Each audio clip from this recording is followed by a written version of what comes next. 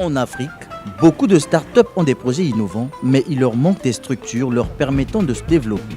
Au centre-ville de Brazzaville, au deuxième étage de cet immeuble, l'incubateur Kosala a pris quartier. Son promoteur Dexter Omono, jeune entrepreneur congolais, propose des services de coworking, d'hébergement des entreprises et d'accompagnement. Ses principaux clients sont des startups, des entreprises et des travailleurs indépendants. Kosala est un incubateur et un accélérateur d'entreprises. Donc concrètement, nous aidons les jeunes porteurs de projets qui veulent se lancer en entrepreneuriat à structurer leur idée. Nous les aidons à adapter leur projet à leur profil parce que vous savez, la réussite d'une entreprise dépend aussi de la personne, du porteur de projet. Donc ça, c'est pour ce qui est de l'accompagnement. Et pour ce qui est de l'accélération, nous accompagnons des entreprises qui existent depuis moins de 2 ans. Donc, qui ont des problèmes de financement, parfois qui ont des problèmes juste d'un espace de travail. Leur activité nécessite un emplacement en plein centre-ville de Brazzaville.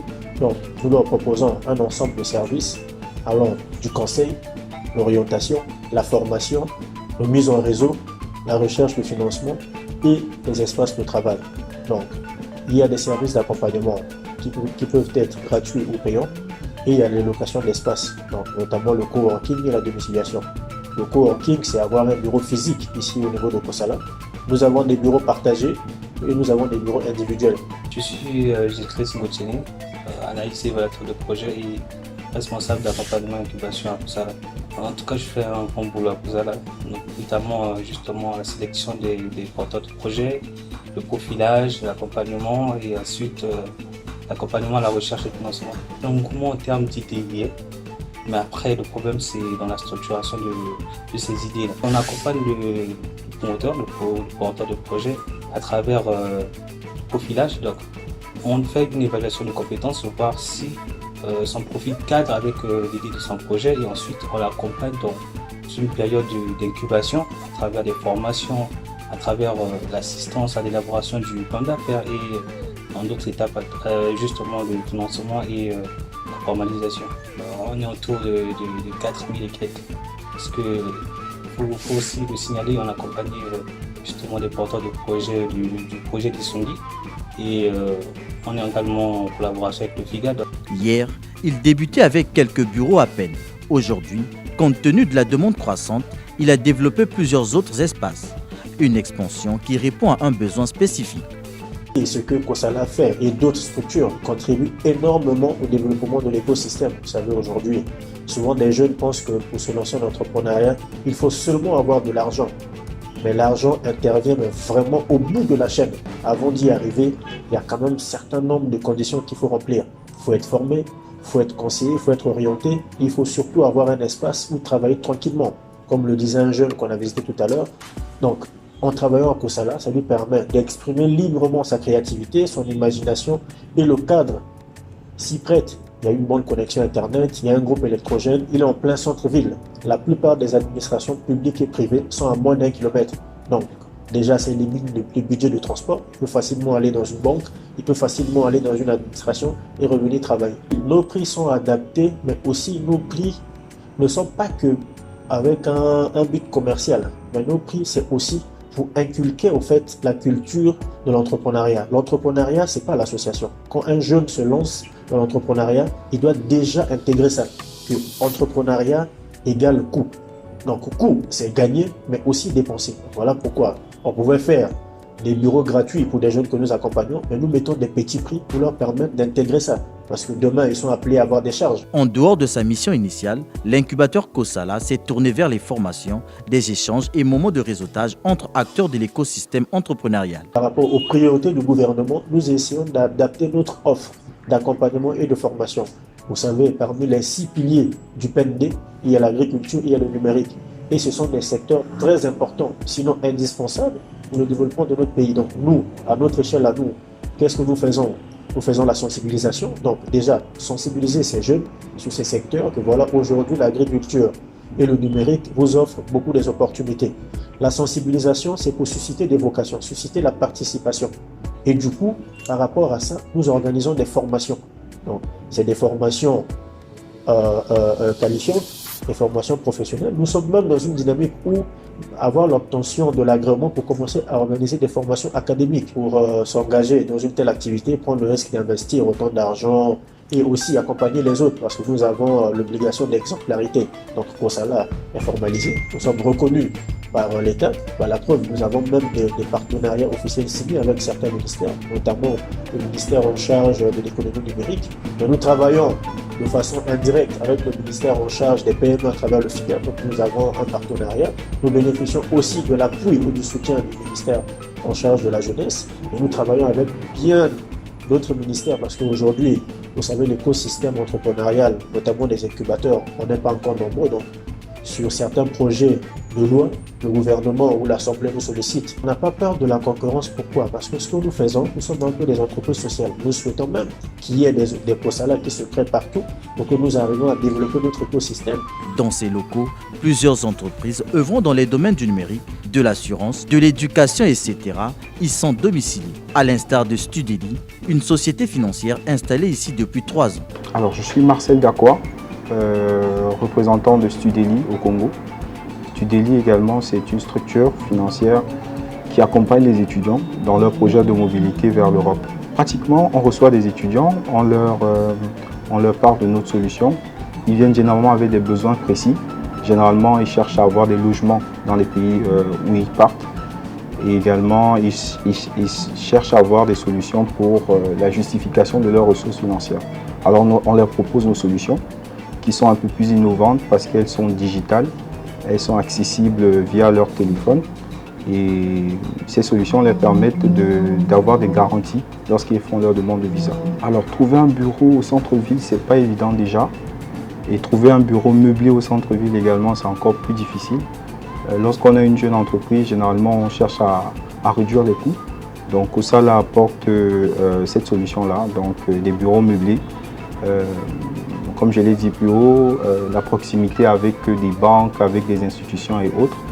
Donc, du coup, avoir un espace, un incubateur comme COSALA, je pense que c'est pour les jeunes entreprises, je pense que c'est une très bonne chose en fait. À côté des bureaux de la plateforme Studeli se trouve Novatrice Assurance, un cabinet spécialisé dans la formation, l'ingénierie en assurance et le management de risque. Je suis M. Miambanu Espoir, je suis chef du département sinistre et contentieux du cabinet conseil Novatrice Assurance ici à Brazzaville. Il y a plusieurs opportunités. Par exemple, l'équipe. Vous voyez que les gens qui travaillent ici vous poussent, même quand vous n'avez pas l'esprit de l'entrepreneuriat, ils vous poussent à avoir cet esprit d'entrepreneuriat. En fait, à revoir vos visions. Ils vous poussent à réfléchir et à voir plus grand en fait. Les coûts qu'ils proposent, c'est pas juste un simple local. Il y a aussi des conditions qui sont là. Par exemple, la climatisation, l'électricité. Dès qu'il y a coupure, il y a un groupe électrogène automatique. Ça veut dire que ça vous permet d'être en permanence fonctionnalité. La connexion Internet. Donc, c'est un lieu très avantageux. La République du Congo connaît une multitude d'espaces de coworking et incubateurs en quelques années.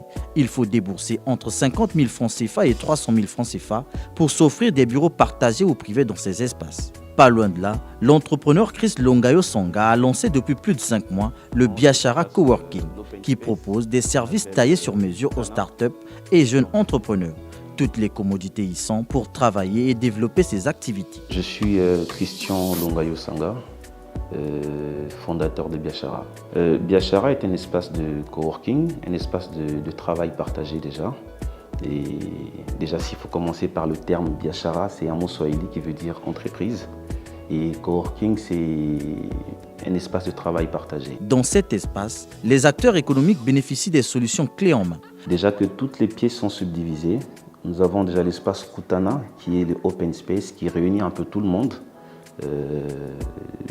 La plupart des demandeurs de cet espace sont les jeunes entrepreneurs, des étudiants qui veulent travailler, ceux qui travaillent pour leurs devoirs de mémoire, ainsi de suite. Et puis nous avions des espaces privés. Et nous avons 3 espaces privés déjà. Et quand on parle de privé, ce n'est pas forcément la personne seule dans son bureau, mais c'est une petite pièce qui réunit au moins 4 structures ou 4 entrepreneurs. Donc c'est un peu ça. Et en termes d'abonnement, on a les abonnements qu'on appelle nomades. c'est pour des personnes qui viennent de temps à autre.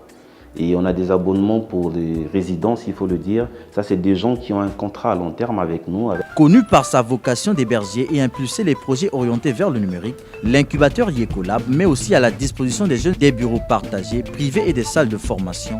Question de limiter ses dépenses. Dans cet espace se côtoient une trentaine de jeunes entrepreneurs qui émergent. Sim Aerospace, une entreprise spécialisée dans la formation des hôtesses de l'air et la conception des simulateurs de vol, est domiciliée ici. À la base, Sim Aerospace, c'est une structure qui est pour les conceptions de tout type de simulateurs, les simulateurs de vol et les simulateurs de voiture Formule 1. Et nous sommes aussi sur des formations préparateurs hôtesses de l'air ainsi que des formations agents de voyage. Récemment, on a ouvert un nouveau service qui s'appelle Sim Voyage, qui sont spécialisés dans la vente des billets. Première chose, quand on a vu l'espace, on a automatiquement voulu prendre cet espace parce que, premièrement, c'est par son positionnement en plein centre-ville. Dans une zone qui est assez accessible à tout le monde. Ça, c'est le premier point positif.